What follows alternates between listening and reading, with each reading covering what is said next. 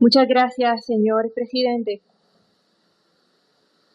Yo también utilizaré este turno inicial para expresar mi posición en torno al informe de conferencia del proyecto del Senado 1210, el cual contiene varias enmiendas al Código Penal de Puerto Rico. Quiero, en primer lugar, dejar claro para el registro y para las personas que no están familiarizadas con el proceso legislativo, que las conferencias son uno de esos mitos con los cuales las minorías tenemos que vivir.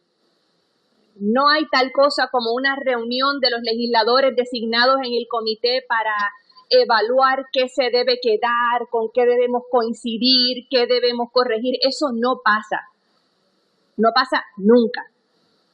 Y lo digo porque desde mi perspectiva yo no puedo dar fe de ninguna manera de cuáles fueron los elementos que operaron para que en la versión que finalmente será aprobada se retiraran elementos importantes, elementos de avanzada que se habían considerado favorablemente en el Senado.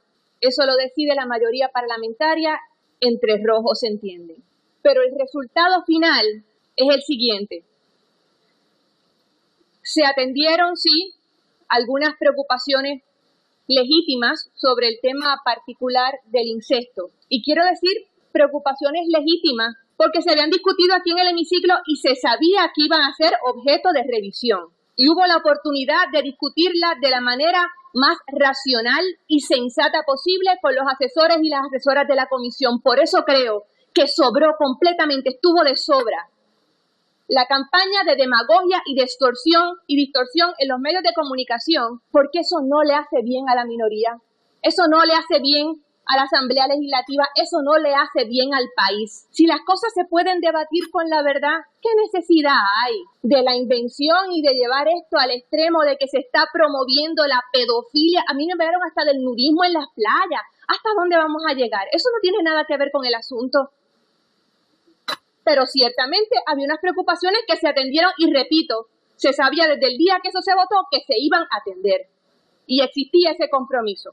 Las otras enmiendas que se han incluido, yo no las veo con la misma simpatía y me parece que representan una involución y un compromiso de quienes hayan sido los responsables de que este país continúe en asuntos fundamentales en la era de las cavernas. El último caso de adulterio en este país se procesó en el año 1929.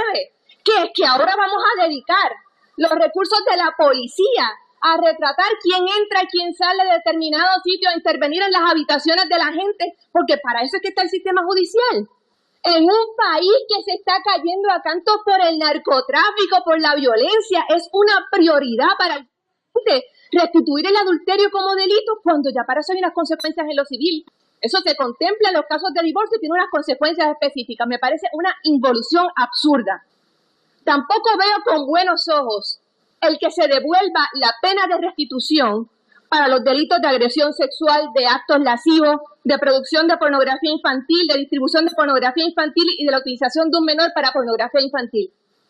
Porque hay unas cosas que a mí me parece ofensivo pretender cuantificarlas en dólares y centavos. En un país en que las agresiones sexuales apenas se reportan porque el sistema lo que hace es revictimizar a la mujer. En un país en el que hay una sola persona debidamente preparada para dar testimonio en los tribunales, la preocupación es cuánto le pagamos a una mujer porque la violaron. Es que repito, me parece que es ofensivo y retrógrado. Si queremos hacer algo por las víctimas de agresión sexual, hay mil otras iniciativas que sí se deberían promover. Y para terminar, aquí la mayoría parlamentaria tiene que decidir si todos somos iguales o si hay una gente en este país que es más igual que otra. Aquí hubo un gran debate cuando el proyecto del Senado 238 por el tema de orientación sexual e identidad de género. Se aprobó un gran proyecto en el Senado y pasó lo mismo. En la Cámara lo mutilaron para ceñirse al mínimo que pudiera cumplir con la promesa de campaña del gobernador, eliminar el discrimen en las instancias de empleo. Pero todavía es legal en Puerto Rico el discriminar en cualquier otro ámbito.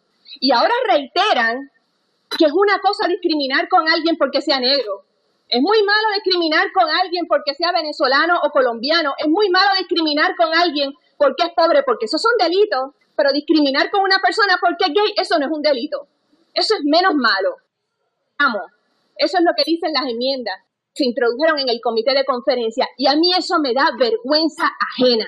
Porque aquí con nosotros en nuestras oficinas trabajan personas con diversidad de orientación sexual o de identidad de género. Y cómo uno lo mira a la cara diciéndole, ¿sabes qué? Que discriminen contra ti a los ojos de este país, no importa, porque tú vales menos. Ese es el mensaje que se está llevando. Cuando se retiró la enmienda que en el Senado sabiamente se había incluido de que si ya son delitos los otros discrímenes, ¿cómo no va a ser delito el de orientación sexual y la identidad de género? Ese no. Esa gente vale menos a los ojos de los que propusieron esta enmienda.